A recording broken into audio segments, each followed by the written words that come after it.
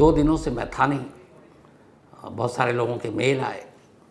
इत्तेफाक से हुआ ये कि लास्ट मंडे को मेरी वाइफ की एक सर्जरी थी, तो सर गंगाराम अस्पताल में था और सब कुछ ठीक ठाक हो गया।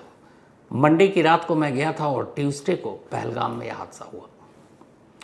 पहली खबर मुझे हॉस्पिटल में ही मिली थी और उस वक्त शुरुआत में तो इतनी बड़ी खबर नहीं थी। पहले यह था कि कुछ लोग घायल हुए, लेकिन जैसे जैसे वक्त बीता फिर खबर आई, फिर जो लोग मारे गए बेकसूर निहत्थे 26 तक उनकी गिनती पहुंची। तो धीरे धीरे जब ये खबर मिल रही थी और मैं देख रहा था, और जिस तरीके से ये हुआ कि पहली बार 30 साल के बाद कश्मीर में टूरिस्ट जो घूमने गए, कुछ हनीमून पर गए, कुछ छुट्टियां मनाने गए, कुछ का सपना था कश्मीर देखना, और उन बेकसूर निहत्थे लोगों को जिस तरीके से मारा गया। और ये खबर मैं लगातार हॉस्पिटल में बैठकर देख रहा हूँ और पता कर रहा हूँ। एक तरफ ये पहलगाम से खबर आ रही है और दूसरी तरफ मैं इत्तेफाक से उसी दिन सर्जरी थी 22 अप्रैल को वाइफ की। तो मैं एक ओटी यानी ऑपरेशन थिएटर से दूसरे, कभी वार्ड कभी इधर, doctor, nursing staff, ward boy, तमाम लोग थे। तो उसमें से बहुत सारे क्राइम तक फैमिली मेम्बर भी थे, बहुत सारे लोग थे जो पहचान गए। तो एक ही सवाल था कि ये क्या हुआ, कैसे हुआ। उनको ये उम्मीद थी कि शायद मैं सारी डिटेल उन्हें बताऊं।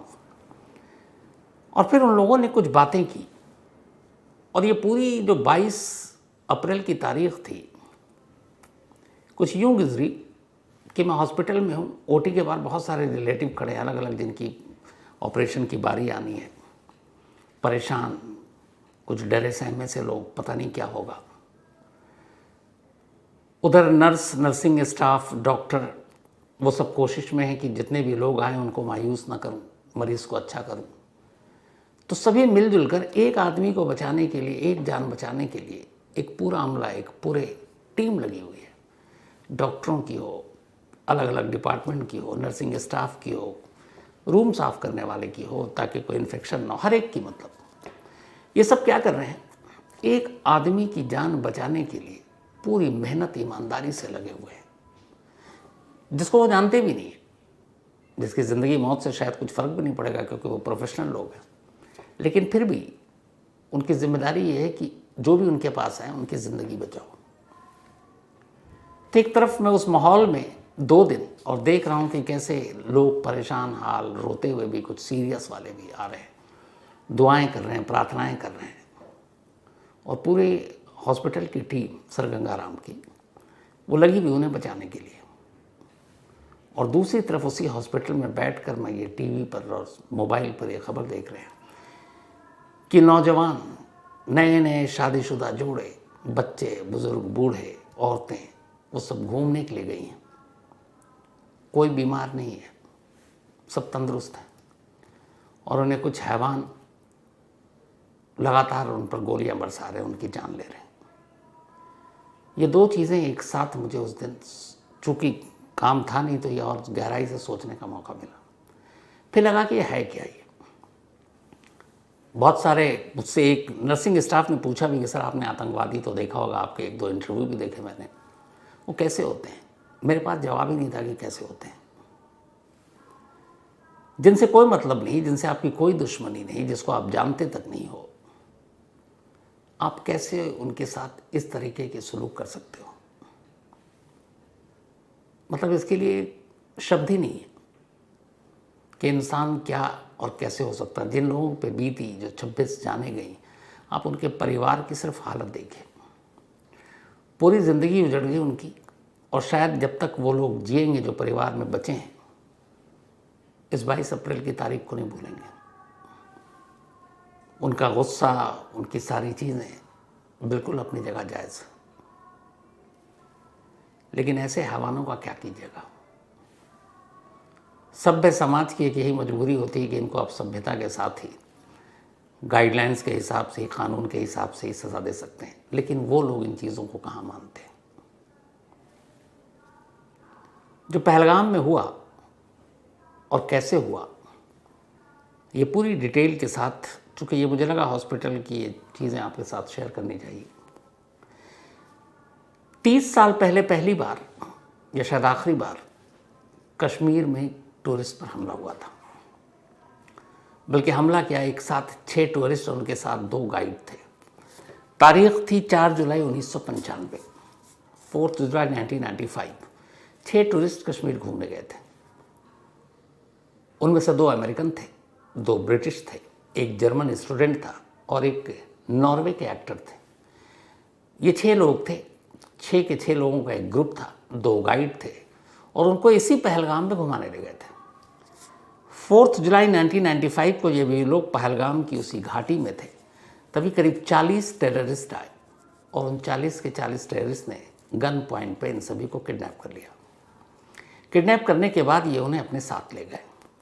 इसके बाद उन्होंने सरकार से मांग की कि अगर उस वक्त जैश ए मोहम्मद का सरगना मौलाना मसूद अजहर, जिसे बाद में कांधार में छोड़ा गया था, उस वक्त वो जेल में था। कांधार हाईजैकिंग से पहले एक कोशिश मौलाना मसूद अजहर को छुड़वाने की इसी इंसिडेंट से हुई थी, 1995 4 जुलाई।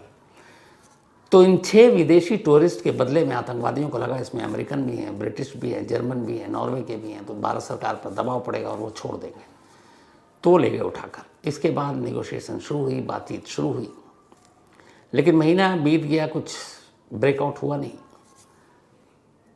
13 अगस्त 1995 को फिर पहली बार जो नॉर्वे के एक्टर थे हैंस क्रिश्चियन ऑस्ट्रो, इनकी लाश पहलगाम से दूर एक जगह पड़ी हुई मिली। सर गायब था, सर कहीं और पड़ा हुआ था। 6 टूरिस्ट में से एक को मार दिया गया था। इसके बाद अब और तेज़ी आई बातचीत के लिए, बहुत सारे बीच में मीडिएटर भी पड़े, पर कोई फ़ायदा नहीं। नॉर्वे की इस टूरिस्ट की मौत के 4 दिन के बाद 17 अगस्त 1995 को इनमें से एक जो अमेरिकन सिटीज़न था, जॉन चिल्ड्स, ये किसी तरह से आतंकवादियों को चकमा देकर उनके चंगुल से निकल भागने में कामयाब रहे। 17 अगस्त को 4 जुलाई 1995 को इनका किडनैप हुआ था। 13 अगस्त को नॉर्वे के सिटीज़न को मार दिया गया। उसके 4 दिन बाद 17 अगस्त को ये अमेरिकन किसी तरह से निकल भागे। अब बचे 4 बंधक जो चारों विदेशी थे। इसके बाद कोशिश शुरू हुई। बाद में एक बयान आता है आतंकवादियों का कि अब हम, सरकार इंटरेस्टेड नहीं है, इसलिए हम कोई बातचीत नहीं करेंगे। 95 की वो तारीख है, आज 2025 में हम बैठे हैं, 30 साल हो गए हैं। बाकी के 4 बंधकों का क्या हुआ आज तक किसी को नहीं पता। बट यही है, क्योंकि वो कभी लौट कर गए नहीं घर, कभी अपने फैमिली से बात नहीं की, तो इशारा साफ था। उन 4 के 4 लोगों को मार दिया गया। इसके बाद एक ऑपरेशन चला था उसी अनंतनाग डिस्ट्रिक्ट पहलगाम के इर्द गिर्द के जंगलों में, पर कोई फ़ायदा नहीं हुआ। 30 साल के बाद इसी पहलगाम में 22 अप्रैल को 5 से 6 आतंकवादी उस जगह पर पहुंचते हैं जो पहलगाम का सबसे खूबसूरत टूरिस्ट स्पॉट है। यहाँ पे सैलानी अमूमन चाय पीने, कहवा पीने, कोल्ड ड्रिंक लेने, रिफ्रेशमेंट लेने के लिए आते हैं। वहाँ कुर्सियाँ भी होती हैं, आप बैठे हैं, थोड़ा पास में नहर बह रही है, उसे देखें, खूबसूरत मंजर है। कई बार मैं इस जगह पर गया हूँ पहलगाम में। तो 22 अप्रैल को भी ये लोग पहुँचे थे और अचानक गोलियाँ चलने लगती। ये लोग कौन थे, कैसे आए, जो अब तक की इन्वेस्टिगेशन हुई है वही कहानी आज आपके सामने है। असल में ये जो पहलगाम का एरिया है, इसके इर्द गिर्द चारों तरफ जंगल ही जंगल है, और जंगल भी ऐसे नहीं, घने जंगल। इन जंगलों के ऊपर की खासियत यह है कि सर्दी के महीने में यहाँ बर्फ़ पड़ती है, 10 फुट गहरी तक बर्फ़ हो जाती है। तो सर्दियों में इस बर्फ़ के बीच में रहना बड़ा मुश्किल होता है इंसानी ज़िंदगी का। टेररिस्ट के लिए सबसे सेफ जगह मानी जाती है जंगल, और ये जंगल भी इतना फैला हुआ है कि ये पहलगाम से होते हुए अनंतनाग डिस्ट्रिक्ट के त्राल तक चला जाए। तो जब सर्दी पड़नी शुरू होती है तो इस जंगल में जितने भी आतंकवादी पनाह लिए होते हैं वो नीचे उतर जाते हैं। कुछ जो सरहद पार से आते हैं वो सरहद पार लौट जाते हैं। जो लोकल हैं वो लोकल अपने अपने घरों को लौट जाते हैं।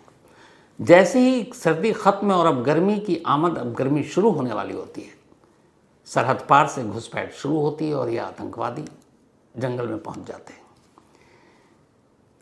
इनकी पूरी ट्रेनिंग ऐसी होती है कि न ये सड़क का इस्तेमाल करते हैं, न गाड़ियों में चलते हैं, क्योंकि इन्हें पता है कि कश्मीर घाटी में जगह जगह नाकाबंदी है, वहाँ पे फोर्सेस लगी हुई हैं और आप पकड़ में आ सकते हो। तो इनकी ट्रेनिंग इस बात की होती है कि जब तुम सरहद पार से जाओगे तो तुम्हें पैदल चलना है और ये पूरा सफ़र पैदल ही काटना है। और इन्हें जंगलों में चलने की ट्रेनिंग दी जाती है और साथ ही ये भी कि जंगल में कैसे तेज़ कदम से आप चलोगे ताकि जो बाकी फोर्सेस हैं उनसे तुम आगे रहो, क्योंकि जंगल और इस पहाड़ पर गाड़ियाँ तो चल नहीं सकती। तो आपके पीछे अगर पुलिस या मिलिट्री या फोर्स भी लगी होगी तो वो भी उसी तरह से आपके पीछे पैदल पैदल आएगी। तो इनको बाकायदा पैदल चलने की ट्रेनिंग दी जाती है। एवरेज 10 मिनट में बहुत आराम से बिना तेज़ भागे हुए ये 1 किलोमीटर का सफ़र तय कर लेते हैं। घने जंगल की बात कर रहा हूँ मैं, सीधी सीधी सड़क वाली नहीं, टेढ़ी मेढ़ी जो रास्ते होते हैं उसमें 10 मिनट में 1 किलोमीटर इनकी ट्रेनिंग का हिस्सा होता है। पाकिस्तान से 3 आतंकवादी लास्ट ईयर के एंड में पहुंचे यहाँ पर, जो स्केच बने। इन 3 आतंकवादियों, इन्हीं तीनों का अभी तक चेहरा हमारे पास है, यानी हमारी एजेंसियों के पास है। इनमें से एक का नाम है अबू तलहा, दूसरे का नाम है आसिफ फौजी और तीसरे का नाम है सुलेमान शाह। शायद अक्टूबर एंड में ये लोग सरहद पार से पहुंचे, क्योंकि उसके बाद ज़्यादा बर्फबारी और ये हो जाती। अब ये नीचे आते हैं। नीचे आने के बाद ये जंगल होते हुए जो कुछ बस्तियां होती हैं जहाँ इनके लोकल हैंडलर्स होते हैं, ये उन तक पहुँचते हैं। तो ये लोग पहले नीचे ही रहे। इसके बाद जैसे ही ठंड ख़त्म हुई, अब फरवरी के बाद गर्मी शुरू हुई, तो ये अब तक इनके छुपे होने का जो ठिकाना था वो त्राल की तरफ था। फिर ये वहाँ से निकलते हैं। एक लास्ट ईयर अंडर टनल में एक आतंकवादी हमला हुआ था, शायद अक्टूबर में ही 7 लोगों की मौत हुई थी। ये जो आतंकवादी का ग्रुप था पाकिस्तान से आया था, शक यही है कि ये इन्हीं का काम था। उस हमले के बाद ये तराल से होते हुए इधर पहुंचते हैं पहलगाम की तरफ। पहलगाम की तरफ आते हैं और छुपे रहते हैं। जंगलों में ढूंढना इन्हें बेहद मुश्किल काम है। ये अपने पास कोई गैजेट भी नहीं रखते सिवाय हथियार के। गैजेट न रखने से किसी भी तरह का, जैसे फ़ोन या कोई और ऐसी चीज़, ये पता ही नहीं चलता कि इनकी लोकेशन क्या है, ये कहाँ है।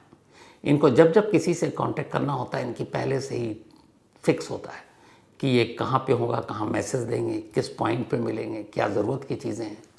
यहाँ तक कि इनकी ट्रेनिंग का पार्ट इनका खाना पीना भी होता है कि अगर जंगल में है तो जंगली चीज़ ही खाओगे। इनको ट्रेनिंग जो दी जाती है ख़ास तौर पर, ये जो जिस ग्रुप ने क्लेम किया है the resistance force TRF, Pakistani army ने ट्रेनिंग देती है। ये लश्कर तैयबा का ही एक विंग है TRF, जिसने क्लेम किया है इस हमले की जिम्मेदारी ली है। और ये बहुत पुराना संगठन नहीं है, 2019 में इसका गठन हुआ। जब कश्मीर को स्टेट से हटाकर और वहाँ 370 वाली बात आई, उसी के बाद 2019 में ख़ास तौर पर इसी 370 के ख़िलाफ़ इस ऑर्गेनाइजेशन को खड़ा किया गया। सोशल मीडिया का सहारा लेकर कश्मीर के नौजवानों को ये गुमराह करते हैं और अपने ऑर्गेनाइजेशन में शामिल करने की कोशिश करते हैं। शेख सज्जाद इस TRF का हेड है, जो इस वक्त पाकिस्तान में और वहीं से इसको ऑपरेट करता है। तो उसने इस TRF के 3 लोगों को भेजा इंडिया।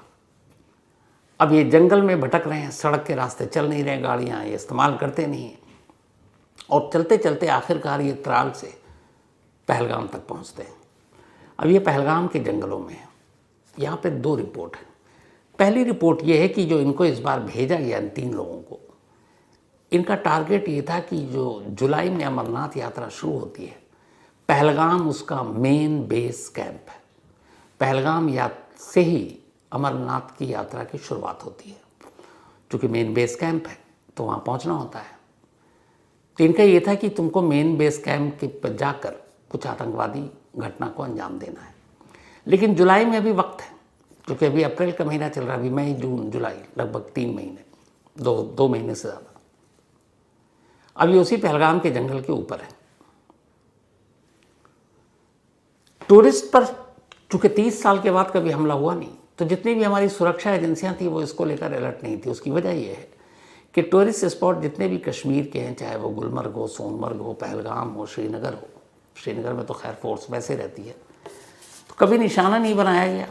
तो एक तो वो इस बात को लेकर बेफिक्र है। दूसरी बात ये कि पिछले कुछ वक्त से करीब साल 1.5 साल के अंदर जितने भी टेररिस्ट आउटफिट या ग्रुप थे, ख़ासतौर पर अनंतनाग डिस्ट्रिक्ट में, इसी अनंतनाग डिस्ट्रिक्ट में ये पहलगाम पड़ता है, तो वहाँ ज़ीरो एक्टिविटी की रिपोर्ट थी कि अब कोई टेररिस्ट ऑर्गेनाइजेशन या कोई आतंकवादी इस पूरे अनंतनाग डिस्ट्रिक्ट में अब एक्टिव है ही नहीं।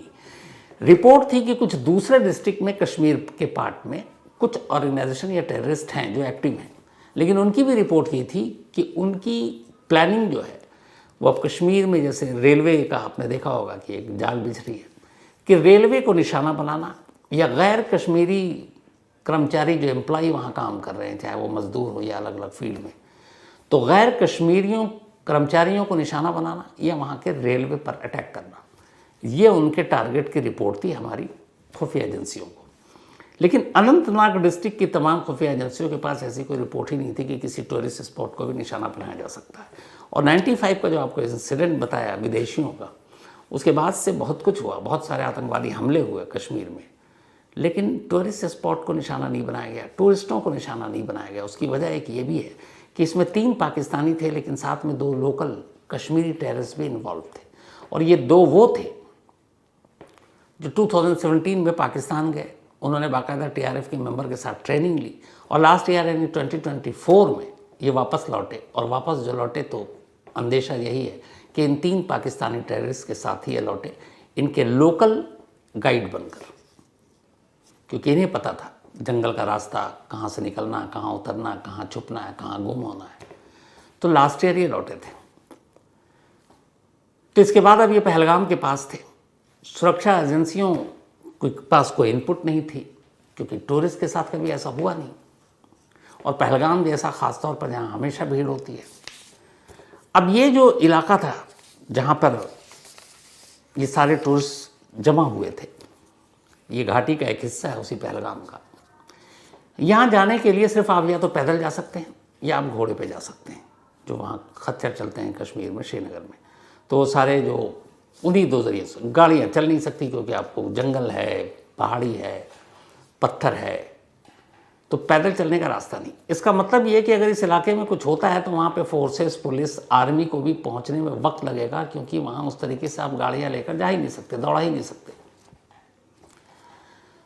तो पहलगाम एक काफ़ी बड़ा इलाका है, बहुत सारे लोग किसी नदी के किनारे होते हैं, कहीं किसी और स्पॉट पर होते हैं।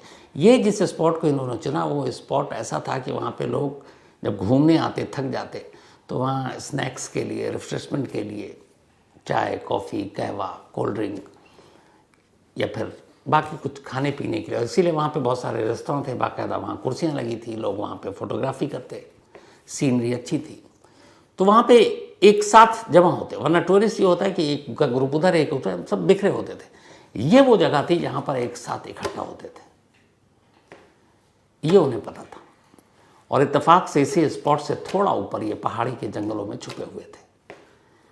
इन्होंने उतरने के बाद शायद जो लोकल थे, रेकी भी की, रेकी करने के बाद इन्होंने ये तय किया अब ये नीचे उतरे तो उस वक्त बहुत सारे सैलानी थे, टूरिस्ट थे। अब इन्होंने अंधाधुंध गोलियां चलाई। एक नया ट्रेंड ये हो गया कि आजकल टेररिस्ट अटैक के दौरान जो टेररिस्ट होते हैं वो बॉडी कैमरा लिए होते हैं, बॉडी कैमरा पहने होते हैं, अपने हथियार पर कैमरा लगा देते हैं ताकि वो जो कर रहे हैं वो शूट कर सकें। एक तो शूट कर रहे हैं और दूसरा कैमरे में शूट करें, इसलिए करें ताकि आगे चलकर उसका प्रोपेगेंडा कर सकें, प्रचार प्रसार कर सकें अपने संगठन का। तो यहाँ भी ये लोग लेकर चले, बॉडी कैमरा भी था, इनके गन पे भी कैमरा था, हथियार पर। लेकिन सोशल मीडिया पे जो बहुत सारी तस्वीरें आ रही हैं इस शूट आउट के बाद की, उनमें से उस बॉडी कैमरे की तस्वीरें शायद नहीं है। सुरक्षा एजेंसियों का कहना है कि वो सब दूसरी तस्वीरें हैं। टेररिस्ट के बॉडी कैमरा या फिर उनके हथियार से लिए गए वो तस्वीर नहीं है। अब जब ये शूट कर रहे थे तो चूँकि बहुत सारे वहाँ पे लोग थे जो वहाँ के कर्मचारी थे, मुलाजिम थे, वो भी थे, लोकल कश्मीरी भी थे, गाइड भी थे, घोड़े वाला भी था, सैलानी भी थे, तो आपस में बात भी कर रहे थे ज़ोर ज़ोर से गोली चलाते वक्त। तो जो बात कर रहे थे 5 लोग, उनमें से 3 की बोली और भाषा एक जैसी थी और 2 की एक जैसी थी। जो 3 मेन टेररिस्ट बात कर रहे थे वो उर्दू में बात कर रहे थे, वो उर्दू जो पाकिस्तान में बोली जाती है, वैसी उर्दू हमारे देश में भी नहीं बोली जाती, इंडिया में। तो उनकी बोलचाल से वहाँ के लोकल कश्मीरी को ये पता चल गया था कि ये पाकिस्तानी है और ये कश्मीरी नहीं है। लेकिन जो दो बाकी थे, जो बाकी बचे हुए दो, वो बात कर रहे थे कश्मीरी, और वो भी लोकल कश्मीरी। तो बाकी जो वहाँ पे लोकल कश्मीरी थे, उन्होंने उन दोनों की बोलचाल से ये पकड़ लिया कि ये लोकल है। इसीलिए इंसिडेंट के बाद जब पूछताछ हुई और सारे चश्मदीदों को बुलाए गए, तब पहली बार ये खुलासा हुआ कि इस अटैक में 2 लोकल मिलिटेंट शामिल थे और वो दोनों कश्मीरी थे, जबकि 3 पाकिस्तानी थे। और फिर चश्मदीदों के हवाले से ही उनके स्केच बनाए गए। अब ये सब हो गया, लेकिन इसके बाद क्या हुआ? जब ये हमला हुआ, मुश्किल से 10 मिनट में उन्होंने अंधाधुंध गोलियां चलाई, और 10 मिनट के बाद ये जिस रास्ते से आए थे उसी रास्ते से उन्हें पता था कि 10 मिनट के बाद यहाँ पे फोर्सेस भी पहुँचेगी, बाकी चीज़ें भी होंगी। तो उसी पहलगाम से उसी जंगल के अंदर दाखिल हो गए, और जंगल के अंदर घुसने के बाद ये वहाँ से गुम। अब हमारी फोर्सेस और बाकी लोगों के सामने दिक्कत ये होती है कि चूंकि जंगल में ये लोगों को चलने की पूरी ट्रेनिंग है, आदि हैं, और कई बार मुखबिर ने खबर दी कई टेररिस्ट ऑर्गेनाइजेशन या टेररिस्ट के होने की कि ये इस वक्त अनंतनाग डिस्ट्रिक्ट के किसी जंगल में, वो तराल में है, वो सोनमर्ग की तरफ उधर से आगे हैं, कहीं और है। लेकिन जब तक ये खबर मिलती है और हमारी टीम वहाँ पहुँचती है, तब तक ये अपनी जगह बदल चुके होते हैं, और जगह बहुत तेज़ी से बदलते हैं, क्योंकि अगर 10 मिनट के अंदर 1 किलोमीटर का सफ़र तय कर रहे हैं तो आप समझिए। और जब ऐसे सिचुएशन में खुद टेररिस्ट को पता चलता है कि फोर्सेस को भनक लग गई, वो आ रहे हैं, तो यार ऊंचाई की तरफ जाते हैं, और ऊंचाई की तरफ जाना और मुश्किल होता है। नहीं, ये भी ट्रेनिंग होती है कि -10 डिग्री टेम्परेचर में भी उस जगह को छोड़ते नहीं और वहाँ सर्वाइव करते हैं। तो इस वक्त भी यही है रिपोर्ट आखिरी कि ये लोग जंगल में हैं, लेकिन ये जंगल इतना विशाल है, इतना बड़ा है कि जंगल को खंगालने में ही काफ़ी वक्त लग जाता है। अब कई बार ऐसा होता है कि खाने पीने या बाकी की चीज़ें लेने के लिए लोग नीचे आएंगे, लेकिन इनकी ट्रेनिंग का पार्ट ये भी है कि खाना पीना भी ये सब जंगल के हिसाब से कर लेंगे। तो हमारी जो मिलिट्री की टीम है, हमारी जो बाकी टीमें हैं, इस वक्त जंगल में भी सर्च ऑपरेशन चला रही हैं। 22 को ही ये हुआ था, आज 24 है, काफ़ी घंटे बीत चुके हैं। तो ये किस किस रूट से कहाँ या कितने ऊंचाई पर या कितने नीचे जा सकते हैं, इन सारी चीज़ों का एक आकलन किया जा रहा है बाकायदा मैप के ज़रिए, और ये कोशिश की जा रही है कि इससे पहले कि ये गुम हो जाए, इन्हें दबोच लिया जाए। तो टीम लगी हुई है और उम्मीद यही है इन्हें पकड़ा जाना चाहिए, इन्हें इनके किए की सज़ा जल्द से जल्द मिलनी चाहिए, क्योंकि इन्होंने जो कुछ किया है, कम से कम इंसानियत के डिक्शनरी में माफ़ी के लायक तो कुछ है ही नहीं। तो इस वक्त एनआईए को इस मामले की जांच सौंपी गई है। एनआईए की एक भारी भरकम टीम घाटी पहुंच चुकी है, जिसमें बड़े बड़े इस टीम में इंस्पेक्टर जनरल हैं, डिप्टी इंस्पेक्टर जनरल हैं, सीनियर सुपरिटेंडेंट हैं और बाकी तमाम लोग हैं। इस टीम के अलावा वहाँ की जो मिलिट्री इंटेलिजेंस है वो अपना काम कर रही है, जो जम्मू कश्मीर की लोकल पुलिस है वो एनआईए की हेल्प कर रही है, जो इंटेलिजेंस ब्यूरो यानी आईबी वो अपनी तरफ से इनपुट इकट्ठा करने की कोशिश कर रही है, और हर एक का इस वक्त बस एक ही लक्ष्य, एक ही टारगेट है, पहलगाम के इन गुनहगारों को जल्द से जल्द पकड़ कर उन्हें उनके किए की सज़ा देना। बेशक देर हो रही है, लेकिन ये पकड़े ज़रूर जाएंगे।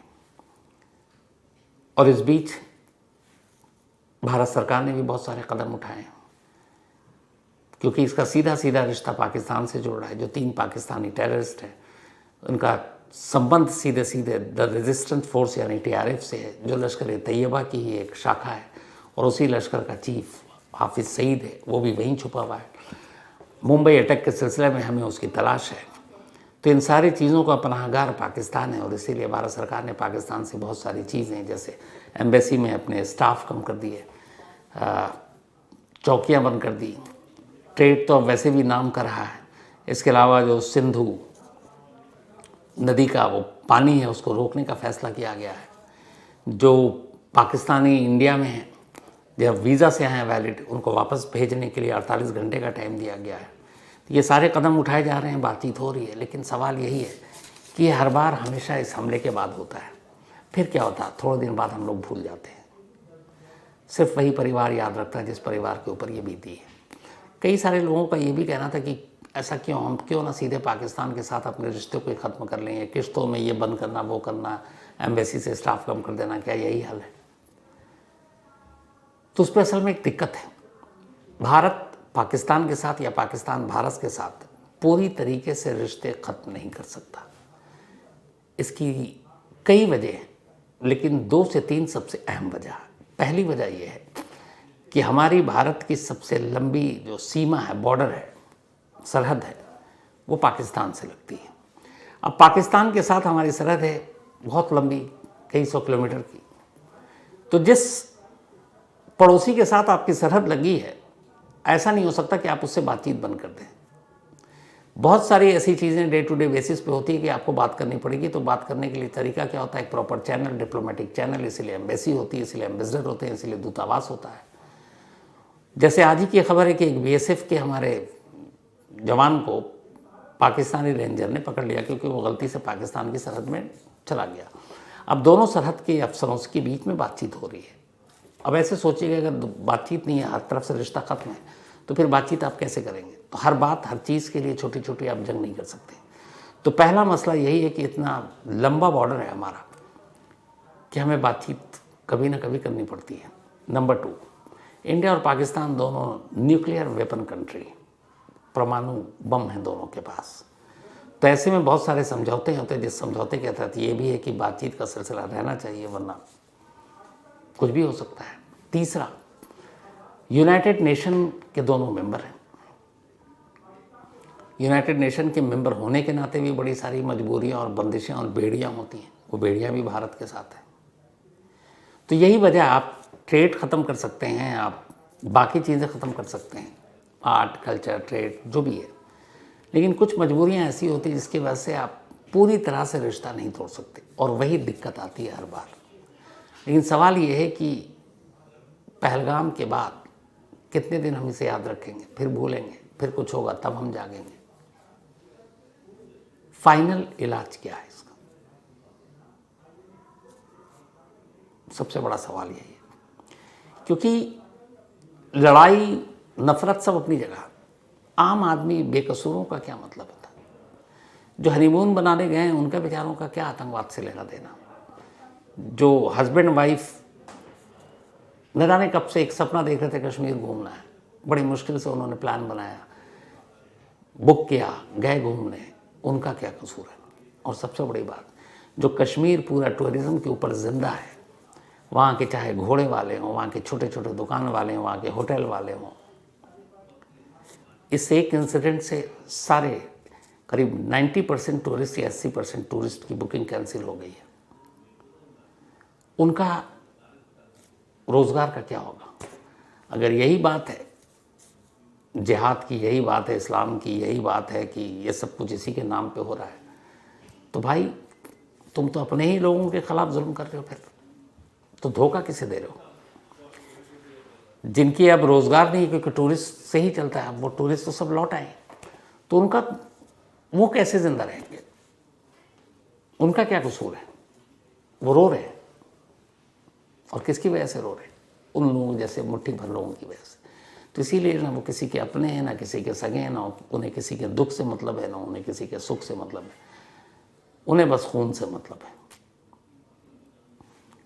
और ऐसे लोगों को इंसान कहना भी इंसानियत की तौहीन है।